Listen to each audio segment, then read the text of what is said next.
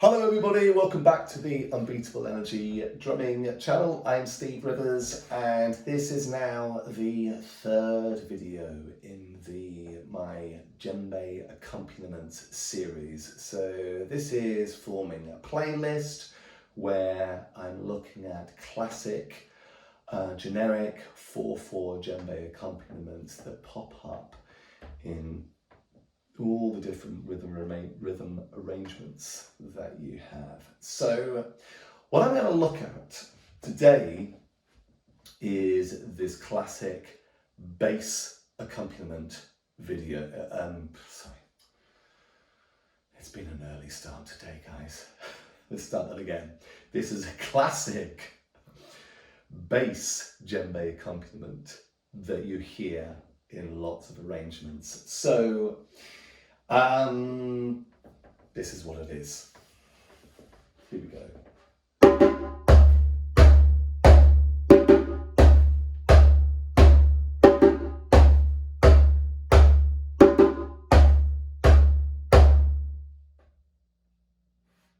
That's what it is. And I know what you're thinking. Maybe for some of you are thinking, well, that's very simple. Maybe I'll take a pass on this. But remember, I've said in the previous videos, this playlist is about getting back to basics.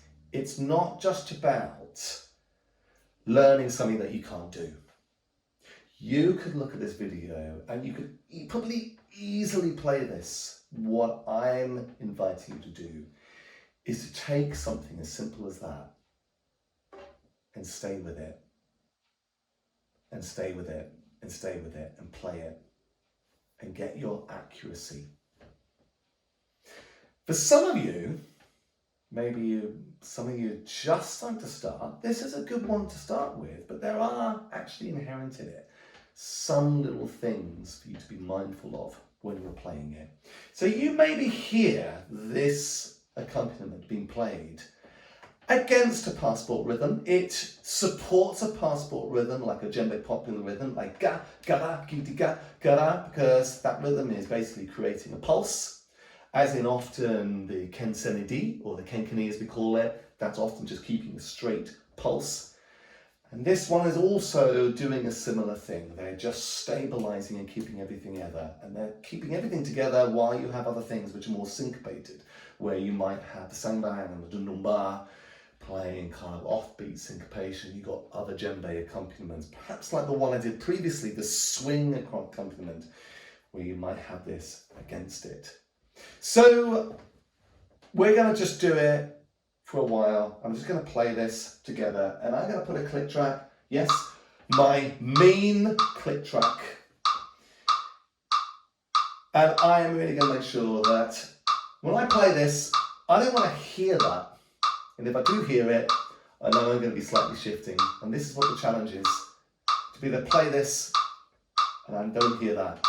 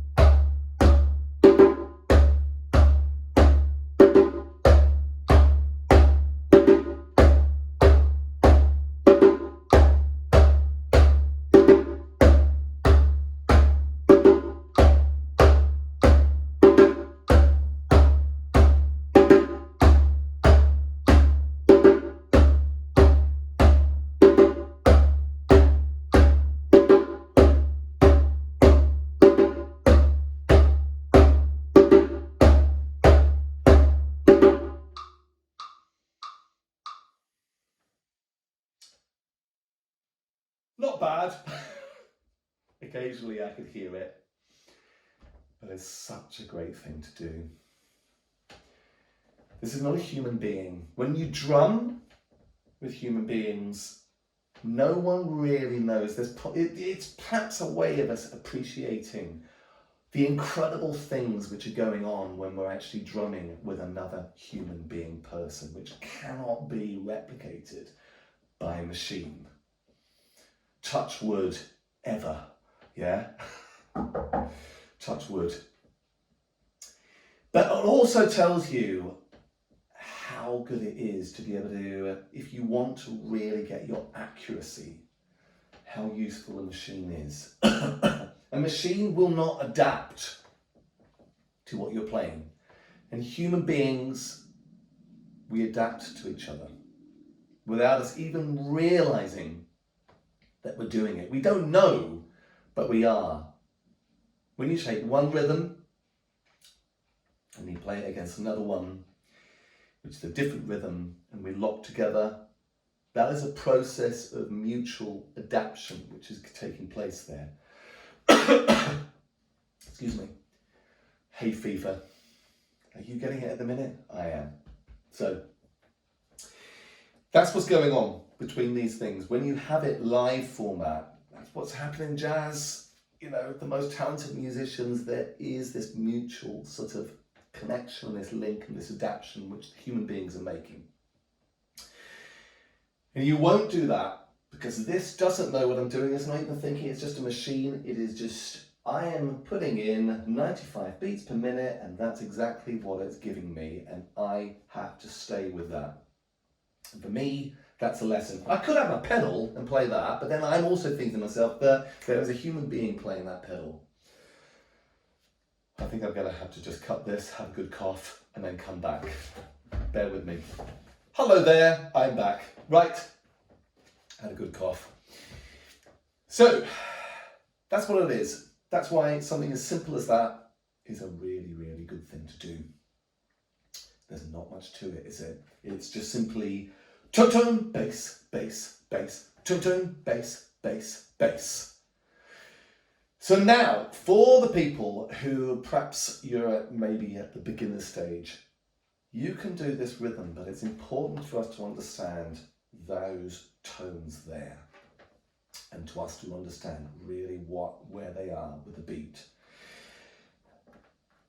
And I did a discussion video recently, which is about hearing doubles and hearing them like a whim away, dum dum dum dum dum dum.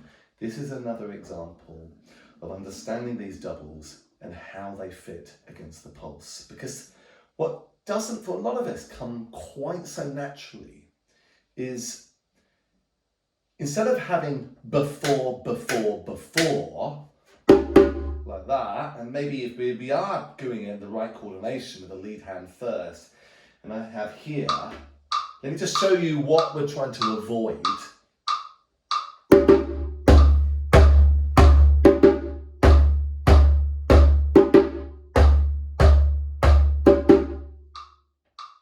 Do you understand that? So you understand, so it's basically what's happening there is that my first beat with my hand is coming in before the pulse, and then the second beat is on the pulse, becomes like that. So don't do that. Don't do that. What we need to do, this sometimes doesn't kind of come quite so naturally, is we need to think of this as after, all right? After is on the pulse. After.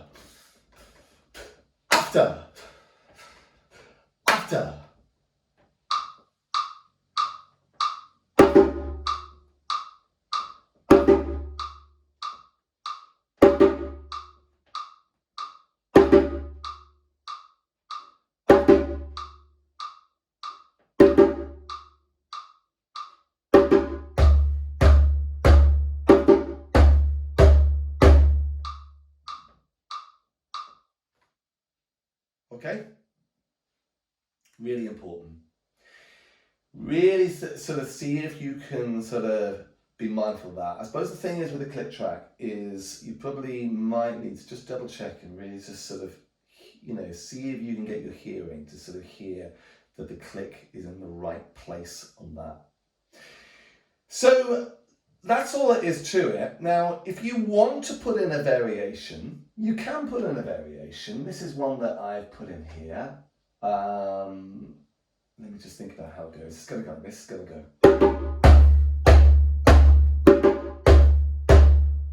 How it went? It went.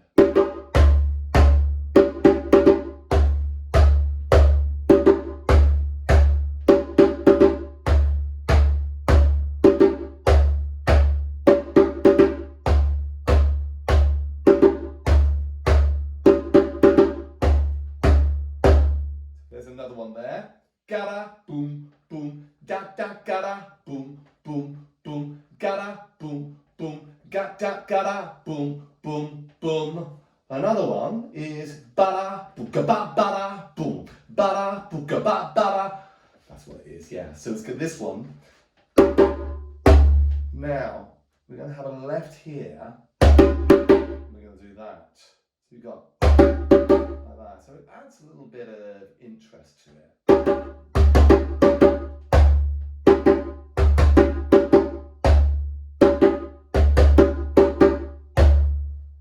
Alright? But not to actually entirely switch to that. Make sure you do the basic one, alright? But it's just something you can sort of take it a little bit further.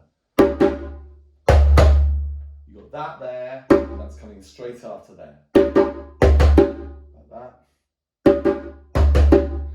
Again. Let me do it again. Yeah. Like that.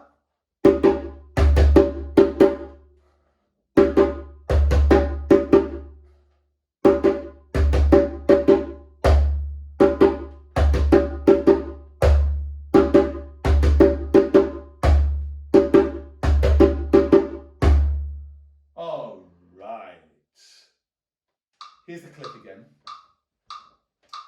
Let me just recap and we'll be done. About a minute on each one. Here we go.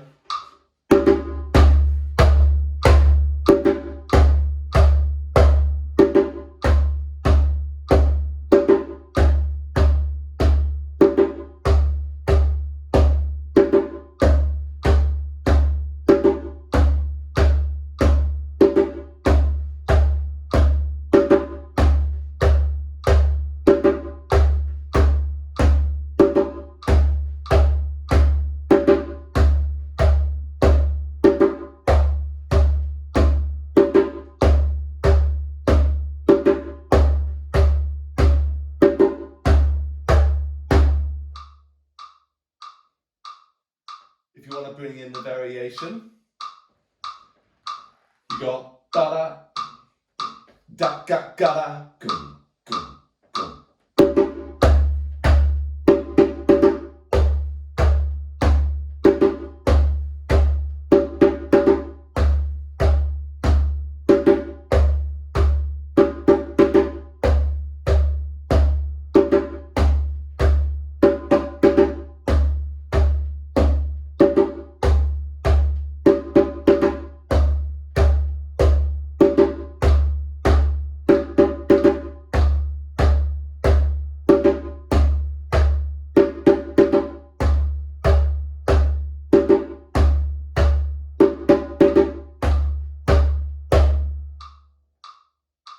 Okay, and then the last variation we've got gada booga ba bada goom bada booga ba bada boom.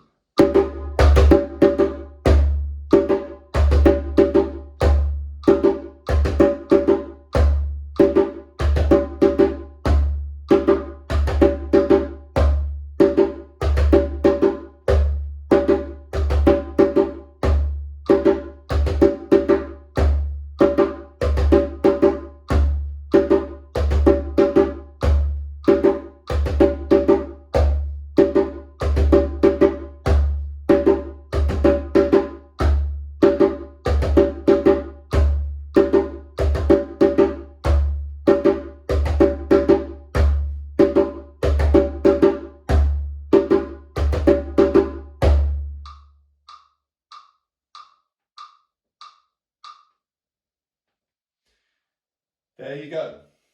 So obviously the important one was the first. Bada gum gum gum, bada gum gum gum.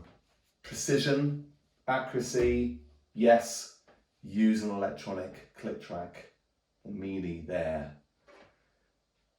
See if you can play that.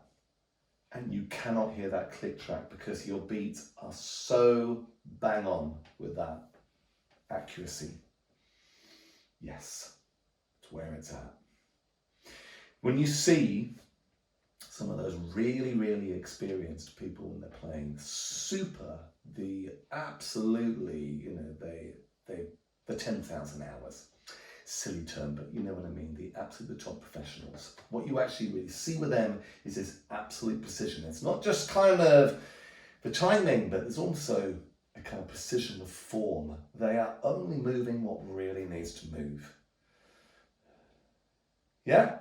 So sometimes, when we're playing, we can almost find ourselves doing almost too much. But when you take something simple like that, you really get back to the basics.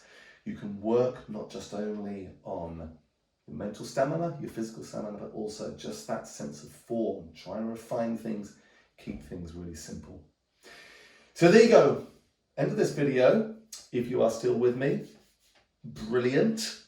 Sounds like you are up for working on the challenge and getting these things, finding your edge with some of these rhythms. If you've just stumbled across my video and you've enjoyed it, there's lots of other things for you to find out, and I do a video every single week. So click that subscribe and like this video so that other people can discover it as well. And if you want to do a special thanks, I have the super thanks button as well, where you can leave me a donation. I also have a buy me a coffee link where you can do the same thing. And what does that do? That's going to help me earn a little bit of income from this and allow me to invest a little bit more time and fund getting some slightly better gear so that these videos can slowly over time improve. So thank you very much everybody for your support so far, and I will see you next time.